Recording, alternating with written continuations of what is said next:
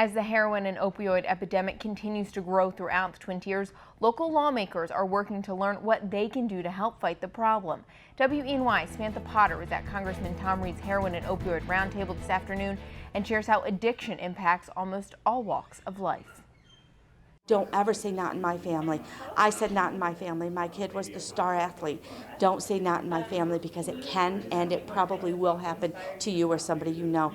And that seemed to be the common theme people shared, how heroin and opioids affected their personal or work lives. For Caitlin Gary, it started with alcohol at 13, stealing her parents' pain pills in high school, to becoming addicted to heroin at age 19. I came from a very good home. I was an honor student, an athlete, and I went down the path of heroin and it destroyed my life. And I think that's true for many of my friends who have also struggled with heroin addiction. After 6 years of struggling with heroin addiction, jail and court-ordered rehab was what got Caitlin the help she needed. She's now been sober for 2 years.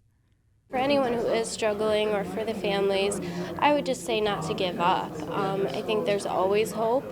I think having that strong support system and not giving up and keep trying. And mirrored advice comes from Lisa Bailey, whose son struggles with heroin addiction. The typical mother of an addict, you don't sleep at night, you wait for your phone to ring, but at the same time you don't want it to ring, because is he going to be dead, is he going to be alive? But she and her husband didn't sit around. They got educated and reached out for help. Now they are the help. They created the Valley Addiction and Drug Education Group to educate the community about addiction and offer solutions for help and recovery. Stories like these and what problems local police, EMS, fire, and drug task force members are seeing is what Congressman Tom Reed says he'll take back to Washington to write legislation to help fight the epidemic. This is a complicated issue.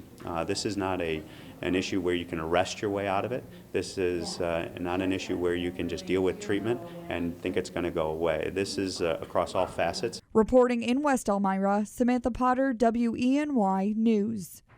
If you or someone you know is looking for help with heroin addiction, you can go to our website, WENY.com, to learn more about the Valley ADE.